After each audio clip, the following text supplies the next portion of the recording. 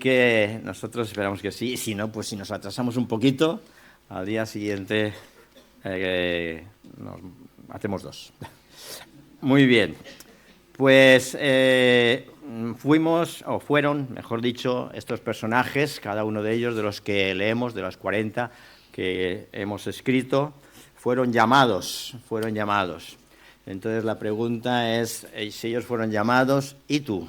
Y cada uno de nosotros también somos llamados. Hemos visto, pues, el llamamiento de Cristo según su grandeza, el primero de los temas que tratamos. El segundo de los mensajes hablábamos de su obra, la obra de Cristo. El tercero, su eficacia. Y hoy vamos a tener este cuarto que hablaremos de su vida, la vida de Jesús, según el apóstol Pablo, lógicamente. Entonces, en este texto que hemos leído, Pablo va a tratar de la vida práctica del cristiano. De una forma muy práctica va a tratar de la vida del cristiano frente a los problemas diarios que nos acontecen, a las luchas que tenemos, carnales también en cada uno de nosotros. Pero todavía, antes, quiere dejar bien claro el principio de una vida llena de santidad en estos versículos, en el capítulo 3 que hemos leído. Antes de entrar en esas prácticas del cristiano, quiere dejar bien claro cuál debe ser la vida de santidad del creyente. Entonces, como primer punto, vemos que una nueva en Cristo. Él habla de una nueva vida en Cristo. Si oímos un poquito de voz es que está traduciendo, no hay ningún problema, ¿vale? Está traduciéndole a Dayana, su novio. Bien, pues en estos primeros versículos, del 1 al 4, leemos pues que, pues sabéis, si vosotros habéis resucitado con Cristo, buscad las cosas de arriba, dice, donde está Cristo sentado a la diestra de Dios. Poned la mirada, la vista, en las cosas de arriba y no en las de la tierra, porque habéis muerto y vuestra vida está escondida con Cristo en Dios. Cuando Cristo, vuestra vida, se manifieste, entonces vosotros también seréis manifestados con Él en gloria. Este pasaje, el apóstol nos llama a reconocer la transformación que ha tenido lugar en nuestras vidas. Ni más ni menos que esa transformación mediante al poder de la resurrección de Cristo. Si el poder, el poder que hubo para resucitar a Cristo, también ese mismo poder puede ayudarnos a transformar nuestra vida. Al haber resucitado con Él, nuestras prioridades deben de cambiar. No solo hemos sido redimidos, sino que también somos coherederos con Cristo. Y debemos buscar las cosas, se nos dice el texto, las cosas de arriba y no las de la tierra.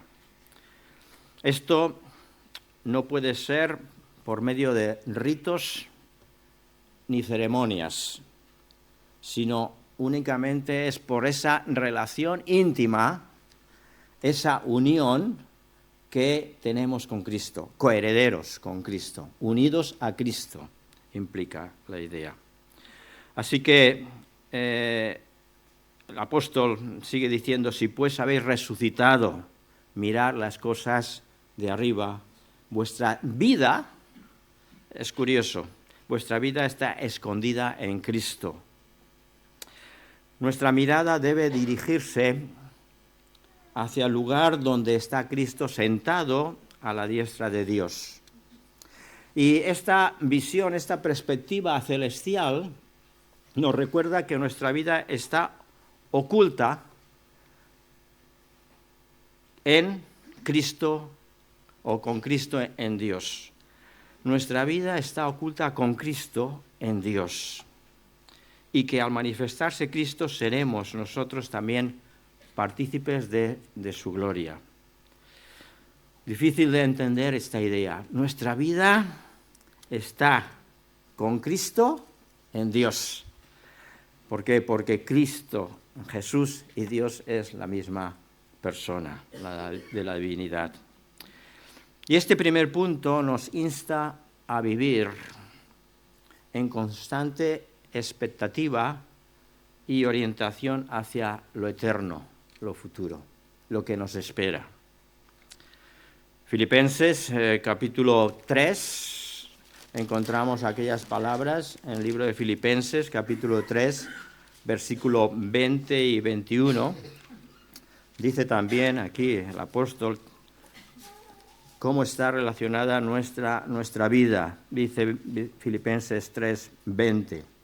Mas nuestra ciudadanía está en los cielos, de donde también esperamos al Salvador y Señor Jesucristo, el cual transformará el cuerpo de la humillación nuestra para que sea semejante al cuerpo de la gloria suya, por el poder con el cual puede también sujetarse a sí mismo todas las cosas. Así que nuestro cuerpo va a ser transformado, va a ser cambiado totalmente. Así que el que no le agrada su cuerpo, Dios le va a hacer uno muy especial para él o ella. Y eso es el privilegio que vamos a tener los cristianos. Pensando en las cosas de arriba que vamos a tener, Dios mediante, todo tiene un principio y un fin. Fijaros que hasta la vida misma tiene un principio y tiene un fin. Y es que últimamente estoy dándole vueltas a la muerte. Bueno, es que como me van a operar, ¿quién sabe? No. Pero sí, me viene a la idea esa, ¿no? De que todo tiene un principio y un fin. Y hablando también con Sara, comentábamos dónde está el límite por parte de Dios. ¿Dónde está el tiempo, el momento en que Dios va a determinar el volver, el regresar? La realidad es que, según la profecía, nosotros sabemos, los antiguos conocían, que algún día vendría el Mesías, el Salvador del mundo. Y quizá alguien pensaba, bueno, será cuando será. Pero ocurrió en un momento determinado de la historia. Un momento determinado. Yo creo que estamos en la mitad del tiempo, más o menos. Bueno, eso ya sería 6.000 años de la creación, 2.000 años de eso, 2.000 años más Cristo. Estamos en 2.000 años, faltan 2.000 años. Vale, faltan 2.000 años para que regrese Jesús, según mi teoría. Así que aún tenemos tiempo. Pero igual como hubo un principio en el cual Jesús aconteció, Dios mismo vino a la tierra para hacerse hombre, habrá también un final. Entonces, ¿cuál va a ser ese momento de la historia? ¿Cuál va a ocurrir en ese momento? ¿Cuándo será? Bueno, esto de la operación no tiene que ver nada con eso. Pero, ¿cuándo será ese momento en que Dios va a regresar? Si Él vino una vez, también va a volver otra vez. Así que, por eso yo os digo hasta mañana. Hasta mañana por si acaso. Por si acaso Jesús vuelve, regresa. Bien, dejar morir lo terrenal, nuestro segundo punto. Si leyésemos los textos que continúan, habla de, hemos dicho en este primer punto, de la santidad, y ahora vemos hacer morir lo terrenal, una nueva vida en Cristo. Y aquí encontramos que el apóstol continúa su enseñanza exhortándonos a despojarnos del viejo hombre, con sus acciones, con sus costumbres, sus malas acciones, podríamos decir, y vestidos del nuevo hombre creado a la imagen y semejanza de aquel que nos llamó, Cristo Jesús. En este texto hay 3 palabras claves. Una de ellas es hacer morir. Otra es despojaos y otra es vestíos. En el versículo 5 habla hacer morir pues lo terrenal en vosotros, fornicación, impureza, tal, ¿no? La palabra de Dios describe sin contemplaciones, muy claramente, los pecados de inmoralidad para condenarlos severamente. Dice fornicación, impureza, pasiones, cosas en las cuales la ira de Dios, en las cuales vosotros también anduvisteis en otro tiempo. Pero ahora dejad también vosotros estas cosas, ira, enojo, malicia, palabras deshonestas, no mintáis los unos a los otros. Habla de que cada uno de ellos, porque está hablando a los colosenses, en otro tiempo habían vivido en ese tipo de prácticas. En otro tiempo, aunque en ese caso Pablo se dirige a los colosenses, también la Escritura creemos que es viva y eficaz y actual la palabra de Dios. Así podemos también aplicarla a nuestras vidas. En otro tiempo yo vivía de esa forma, atado a las costumbres y malos actos, acciones que podíamos tener. En otro tiempo, pero ahora ha cambiado, estamos en otro tiempo. Aquí identifica Pablo áreas específicas que deben morir en nosotros. Pasiones desordenadas, malos deseos, fornicación, impureza, tal, ¿no? Estas son las actitudes y acciones que debemos abandonar, porque eran de otro tiempo, ya que nos separaban de la gracia de Dios. El versículo 6 dice, habla de la ira, cosas tan sencillas a veces puede parecernos, ¿no? Como la ira, airados, las cuales Dios viene sobre los hijos de desobediencia. La ira generalmente es pecaminosa, pero hay una ira santa también. La ira de la indignación que podemos tener contra el pecado. Nosotros podemos sentirnos airados a veces porque nuestra tendencia, nuestra actitud, nuestra carne pecaminosa, pues nos lleva a un lugar que realmente no quisiéramos. Y esa ira también puede ser una ira santa contra esa inclinación que tenemos. Así que es una lucha constante que debemos sufrir. Igualmente menciona palabras o pecados, tan graves como el enojo o el enfado, la malicia, la blasfemia, o palabras deshonestas, obscenas, picantes, indecentes. Y dice, mintiéndoos unos a otros, engañándoos unos a otros. Vemos también que encontramos en el versículo 9 la palabra despojaos. Hacer morir, y ahora dice despojaos. Dice, no mintáis unos a otros, habiéndoos despojado del viejo hombre con sus hechos. En otro tiempo actuabais así, pero ahora os habéis despojado del viejo hombre con sus hechos. Es como si tirásemos los despojos, los desechos de algo que ya no sirve, que algo ya no vale, que algo que en un sentido perjudica. Y cogemos el cubo de basura y lo lanzamos, atamos bien la bolsa y la llevamos al container, al basurero, y allí la lanzamos, despojándonos de aquello que nos estorba, los desechos, los malos vicios. En los versículos siguientes nos dice que debemos de cambiar de traje. Fijaros el versículo 10, despojaos y revestíos, vestíos del nuevo hombre, el cual conforme a la imagen del que lo creó se va renovando hasta el conocimiento pleno. No pensemos que ese despojo es automático. Creo, me convierto y rápidamente desaparece todo ese vestimenta, esa carga que tenemos en nuestro cuerpo.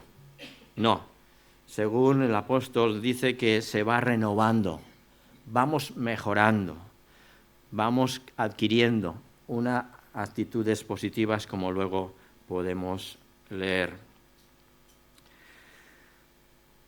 Hay que dejar a un lado la ropa de estar por casa y cambiarla por un hermoso traje de fiesta. Cuando nos disponemos a ir a una cena o a llevar a la esposa al teatro para ver El Mago que nos habéis invitado esta tarde, iremos a las 5. Así que el regalo que nos hicisteis, pues yo me voy a poner la mejor vestimenta, no voy a ir con la ropa de casa, de trabajo. Así que eso es lo que nos está pidiendo, dejar la ropa vieja para cambiarla por un hermoso traje de fiesta. Así que nos habla de vestirnos, versículo 12, vestíos, hacer morir, despojaos, vestíos. Pablo nos insta a vestirnos con virtudes, como menciona la compasión, la bondad, la humildad, la mansedumbre, la paciencia. Dice, vestíos pues como escogidos de Dios, santos llamados, de entrañable misericordia, de benignidad, de humildad, de mansedumbre, de paciencia, soportándoos unos a otros, perdonándonos a otros. Si alguno tuviese queja del hermano, de otra persona, de la manera que Cristo os perdonó, así también hacerlo vosotros. Despojaos. Así que de esa humildad, adquirir esa humildad, esa paciencia. No como cuenta aquella historia de un emperador vanidoso que es engañado por los tejedores de su corte de telas mágicas. Estos le dicen al emperador que solo las personas inteligentes y aptas para sus cargos pueden ver aquella tela mágica que ellos están tejiendo. Y como el emperador no quiere admitir que no puede verla, finge admirar su traje invisible. El emperador proclama que va a pasar por su reino y el emperador desfila desnudo por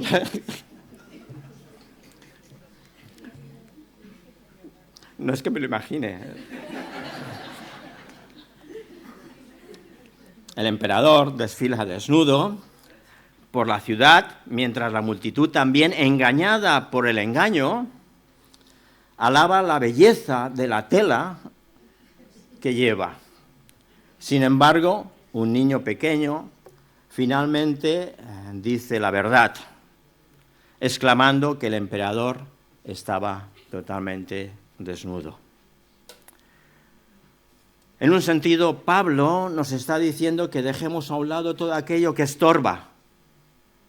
Vanidad, ira, engaños, malos deseos, avaricia, y nos llama a vestirnos con virtudes como la compasión, la bondad, la humildad, la mansedumbre, la paciencia.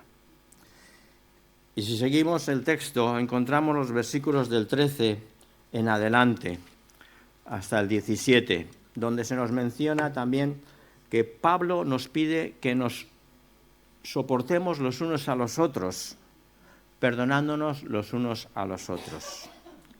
Y fijaros la expresión que aquí pone o escribe el apóstol Pablo. Vestíos en amor. En el versículo lo encontramos, todas estas cosas, sí, 14. Y sobre todas estas cosas, vestíos en amor, que es el vínculo perfecto. Y la paz de Dios gobierne vuestros corazones, a la que asimismo fuisteis llamados. La palabra de Cristo more en abundancia en vosotros, enseñándoos y exhortándoos unos a otros con toda sabiduría, cantando con gracia en vuestros corazones himnos y cánticos. Y todo lo que hagáis, sea de palabra o de hecho, hacedlo en el nombre de Jesús, dando gracias a Dios Padre por medio de él. Vestidos de amor. Es el lazo perfecto que nos une a los creyentes. Esta sección nos desafía a un cambio de corazón y actitud, reflejando ni más ni menos esa transformación interna que Dios ha hecho en nosotros y que se está llevando a cabo en cada uno de nosotros poco a poco. Así que si ha habido una transformación interna en nuestro interior, se va a manifestar en nuestra vestimenta. Y esa vestimenta no es ni más ni menos que, según el apóstol, es una vestimenta de amor, de amarnos unos a otros. Y qué hermoso es reconocer que debemos de soportarnos. ¿Cuánto puede costarnos soportar unos a otros? Pero Cristo lo hizo y nosotros también podemos hacerlo.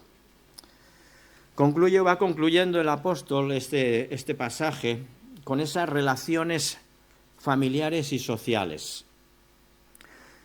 Y en los versículos del 18 adelante vienen a dar una serie de consejos a las casadas, a los maridos, a los hijos, a los padres, a los siervos, a los amos. Y dentro de este contexto de la vida diaria, el apóstol también intenta, pues, habéis vivido o habéis experimentado ese cambio espiritual interior. Pero ahora vamos a la vida diaria. ¿Cómo debemos de actuar con los demás? Y va haciendo este detalle. Pablo ofrece orientaciones específicas para esas relaciones familiares y sociales que tenemos. Dice en el versículo 18, casadas, estad sujetas a vuestros maridos como conviene al Señor. Maridos, amad a vuestras mujeres y no seáis ásperos con ellas. En la época del apóstol Pablo, la mujer era considerada como un ser inferior. Y el apóstol pone las bases de una nueva relación que debe haber entre marido y mujer, entre los esposos. Marido, amad a vuestras mujeres. El verbo que se usa en el original en griego es agapao. Amor en su forma más profunda y elevada, podríamos decir. Si el amor le ponemos grados, pues en este caso Pablo está pidiendo el amor en la parte más elevada que podamos considerar. Además añade, no seáis ásperos con ellas, ariscos, toscos, brutos, secos, etcétera, etcétera. ¿Tomamos nota los hombres?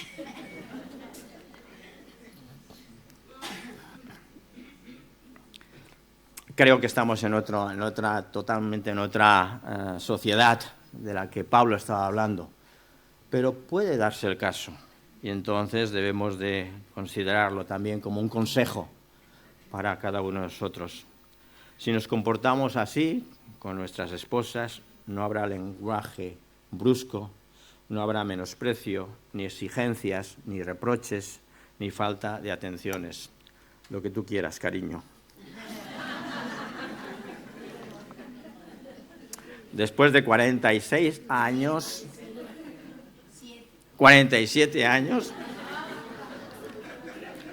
he aprendido las frases más adecuadas que debemos de tener en cuenta.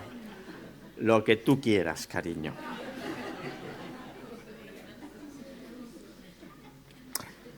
Habla de los hijos, dice el versículo 20, hijos, Obedecer a vuestros padres en todo, porque esto agrada al Señor. Y deben obedecer a sus padres. En Proverbios capítulo 1, versículo 8, encontramos esas reflexiones que hace Salomón, se escribió este pasaje, encontramos estas palabras que él da el consejo a los hijos. Dice, hijo mío, le dice, oye la instrucción de tu padre y no desprecies la enseñanza de tu madre. Así que los hijos, todos somos hijos, también debemos de tener esta lección. Y a los padres, ¿qué les dice? Dice a los padres, no exasperéis a vuestros hijos, para que no se desalienten. Criar a los hijos sin exasperarlos, no hace falta, hoy día se ponen muy nerviosos los niños, pero bueno, tratarlos con tacto, y con respeto, con disciplina, porque el Señor también nos pide que disciplinemos a nuestros hijos y amonestémosles de parte del Señor, una amonestación de parte del Señor mismo, pero sin crear irritación. Así que también esa lección tanto para los hijos como para los padres. A los siervos, siervos, obedeced en todo a vuestros amos terrenales, no sirviendo al ojo, como aquel que quiere agradar a los hombres, sino de corazón sincero, temiendo a Dios. Y deben obedecer a sus amos terrenales con integridad, temor de Dios, recordando que su verdadero servicio es al Señor. Quizá en esta época no hay siervos, gracias a Dios, pero también a veces podemos tratar a personas con desprecio. Versículo 1 del capítulo 4. Amos, haced lo que es justo y recto con vuestros siervos, sabiendo que también vosotros tenéis un amo en los cielos. Termina pues el apóstol mencionando que todo lo que hagáis en el versículo 13, hacerlo como para el Señor, y hacerlo de corazón como para el Señor y no para los hombres, todo lo que hagáis. Y esas relaciones entre amos y siervos, estas relaciones se resalta la importancia de la obediencia y el amor, la responsabilidad y la integridad como expresiones tangibles de nuestra fe en Cristo. Y bueno, concluye este texto, luego quedan las salutaciones finales para el domingo que viene, pero concluye con perseverar en la oración y el testimonio. Los versículos del 2 del capítulo 4, perseverad, dice, en la oración, velando en ella con acción de gracias, orando también al mismo tiempo por vosotros para que el Señor nos abra puertas para la palabra, a fin de dar a conocer el misterio de Cristo, por el cual también el apóstol dice está preso por dar testimonio de Cristo, por su fe en Cristo, para que lo manifieste como debo hablar. Andad sabiamente para con los de afuera, redimiendo el tiempo, sea vuestra palabra siempre, con gracia, sazonada, envuelta, con sal, para que sepáis cómo debéis responder a cada uno. El apóstol pues está concluyendo esta carta exhortando a perseverar en la oración, a velar con acción de gracias. Nos anima a interceder por los demás y proclamar el Evangelio de Cristo, pidiendo ni más ni menos a Dios que abra las puertas. Con los que no tienen nuestra fe, debemos andar sabiamente, nos aconseja, redimiendo el tiempo. Nuestra palabra debe ser siempre con gracia, en todo momento. Así pues que nuestra vida, tenemos una nueva vida en Cristo. Debemos dejar morir la antigua vida, despojarnos, desvestirnos y volvernos a vestir y tener esas relaciones familiares. Que nuestra vida pueda ser una vida de testimonio y de ejemplo, constante con los demás, de testimonio. Y que nuestra vida inspire y desafíe para que los demás puedan seguir los pasos de Jesús. Si no estamos vestidos con ese amor, vestidos en amor, probablemente los demás querrán imitarnos y seguir, no a nosotros, seguir los pasos de Jesús. Que el Señor os bendiga.